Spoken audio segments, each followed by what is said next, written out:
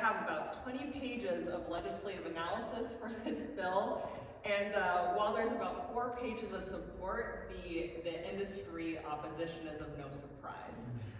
Bills like this generally don't go through on their first iteration, generally because there's so much coordinated pushback that it takes a second iteration to clean up the bill and make it more targeted. So that's kind of what we saw in this bill. Our office did not author it. This was Senator Menjivar's office. She's a fantastic representative, really forward-thinking and progressive, very environmentally focused. And Senator Gonzalez is a true progressive environmentalist as well. So we were happy to lend our support to this bill. And unfortunately, the Senator Menjivar happened to take it back, really to workshop it further so we could face the opposition that was coming towards this bill. We had Senator Gonzalez as a co-author, we had Senator Allen as a co-author, who's also a champion for environmental causes. So really the forces were with us. It's just going to take another iteration and a cleanup, and maybe another one as well, just like we saw with kind of a lot of progressive environmental legislation in the state. Now, I think California likes to pride itself as a progressive state in terms of green legislation, and unfortunately we weren't the first ones to do this. New York does have one, Vermont does have one as well. I think the Vermont Climate Fund is a little more aligned with the language of this bill that we saw last year. And New York's is a little different, more looking towards just future costs and what that might take to shore up the state, whereas we're looking retroactively a little further by about 10 years in this bill, going back to 1990. And the threshold for the polluters is quite high. I think it's above 1 billion particles or something like that, which really takes the top polluters, the fossil fuel polluters particularly, and whittles it down to about 3 or 4.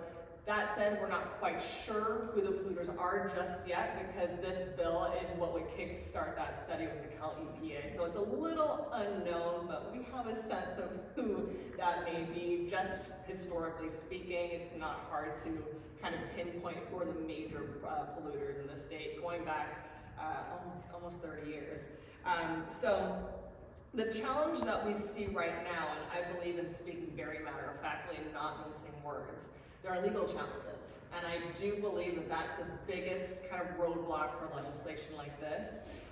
New York State, like I said, passed a climate fund similar to this, not quite as extensive and retroactively looking back to historical polluting and future impacts on climate change, pushed forward by fossil fuel pollution. But they're facing some really serious legal hurdles. There's multiple lawsuits about this bill, really because the legal challenge to hold someone accountable retroactively for something that is legal, no matter how bad it may be, that's a very difficult legal challenge. And I think that's really what has made the author reconsider how we approach this. If the bill was to pass in its current iteration, it would inevitably face several lawsuits, which is normal for an environmental bill, and a progressive bill, but we want to make sure that we do as much work leading up to that where we can have the most impact and surety that this is going to do something in the future. So I think that's kind of what changes we will see moving forward, is it may be less retroactive and more future looking, starting from 2025 or something, and then going to what we see as inevitable costs that Californians and as taxpayers will face. Menjivar was really clear in putting this forward as really an affordability bill. Focusing less, she certainly focused on the environmental aspects of it, but focusing a little less on that and more about not wanting the taxpayers to bear the burden of these environmental catastrophes that we're seeing. You touched on the fires.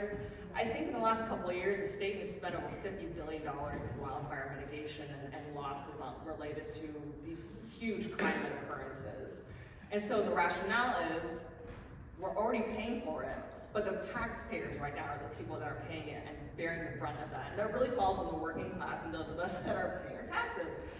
So that's really the focus of this bill, is taking the vast profits that these producers, get, and taking a very small portion of it to go towards this fund realistically. Opposition talked about how this would maybe lead to refinery closures, things like that.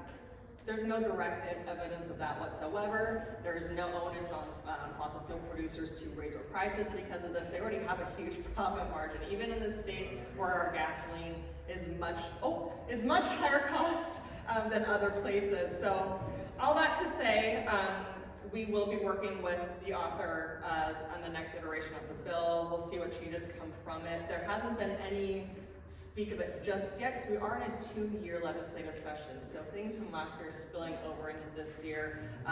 We're reintroducing bills that have already existed pretty much and trying to get them through with the new budget and everything like that. So we're happy to support this bill. We're happy to support progressive environmental legislation and making sure that California remains a leader in this space. So I think that's about all the time I have. So thank you so much for your time today.